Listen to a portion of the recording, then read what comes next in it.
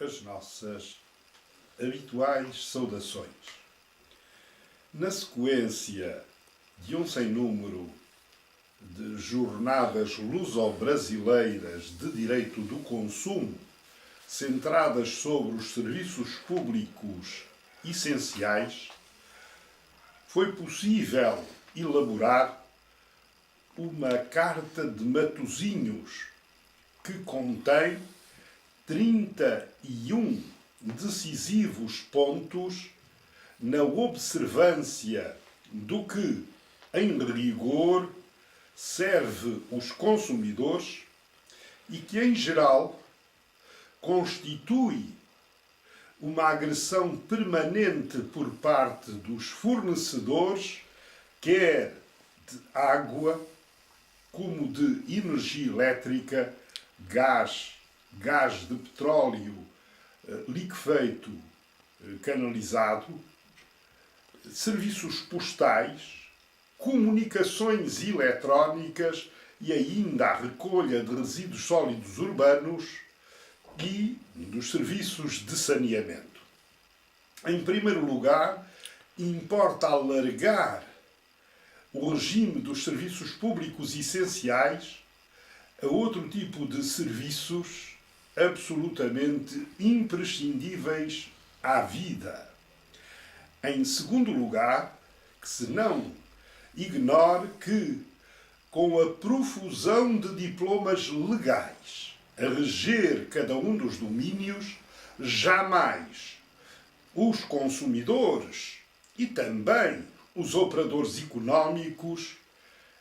acertarão, porque se ignora sistematicamente que normas se aplicam a determinadas situações concretas de facto. Em terceiro lugar, importa notar que, enquanto não houver um Código de Contratos de Consumo, é indispensável elaborar uma Carta do Consumidor de Serviços Públicos Essenciais que estabeleça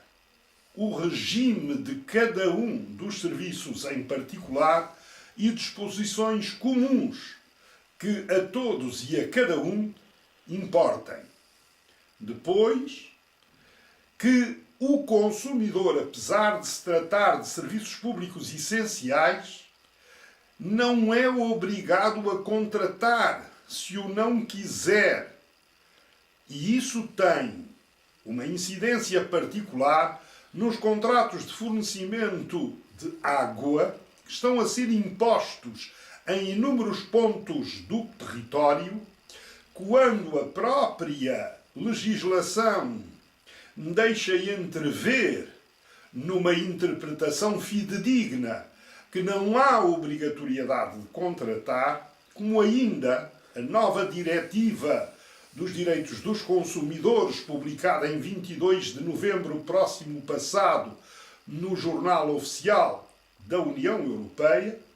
estabelece imperativamente no artigo 27 que os consumidores não são obrigados a pagar serviços que não hajam prévia e especificamente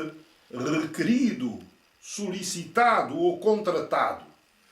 Portanto, que fique a ideia de que não há que exigir, não há que impor o contrato de fornecimento de água, seja a quem for, ao invés do que sucede em inúmeros concelhos do país. Depois, que se tome devida nota de que os contratos de serviços públicos essenciais devem, em obediência ao princípio da proteção dos interesses económicos do consumidor, exigir só e tão só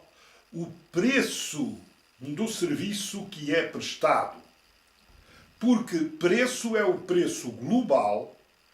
em que se incluem todos os impostos, taxas e encargos, de modo a evitar que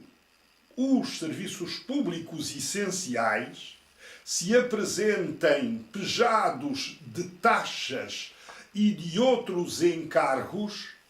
profusamente pelas faturas, faturas que não são e deveriam ser a expressão da transparência, quando só a opacidade se parece vislumbrar naquele papel em formato A4 que, como fatura, nos é presente. Depois, que as faturas, devidamente discriminadas em obediência ao princípio da transparência, sejam emitidas mensalmente, como prescreve a Lei dos Serviços Públicos Essenciais no seu artigo 9º. Essa é a periodicidade e não se admite que as entidades reguladoras, para facilitar ou para favorecer os regulados, ou seja, os fornecedores, e contra a lei do Parlamento, contra a lei da República, continuem a afirmar que é possível apresentar as faturas de 2 em 2 meses, o que representa uma violação manifesta a uma lei do Parlamento que confere direitos que os próprios consumidores não poderão, em princípio, afastar. Ao contrário do que gente menos avisada assegura. Por outro lado, ainda, como são proibidas a imposição e a cobrança de consumos mínimos, não é lícito que as empresas transformem quer os consumos mínimos proibidos,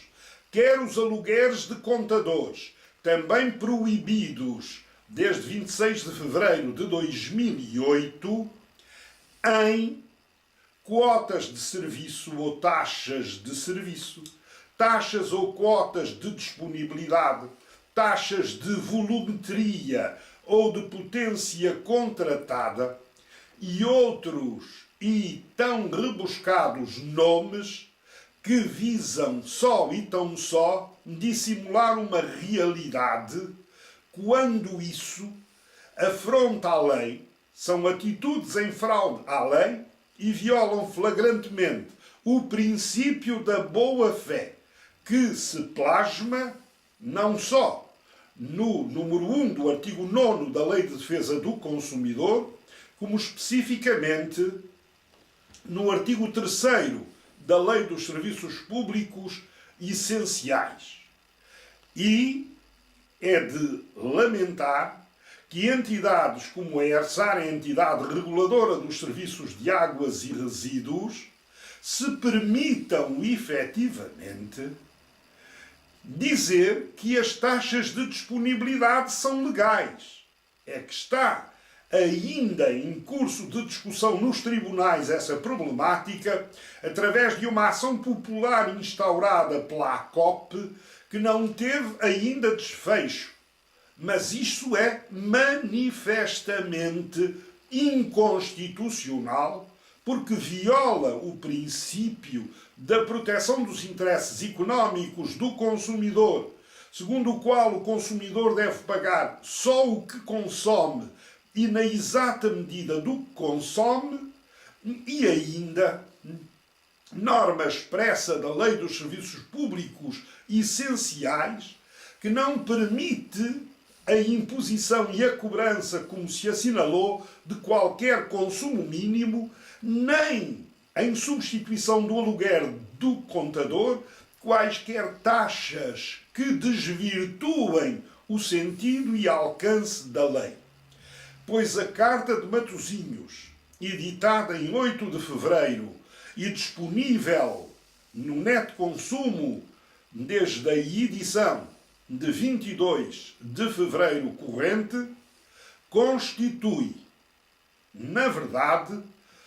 um manifesto contra os atropelos de que são vítimas os consumidores. Afinal,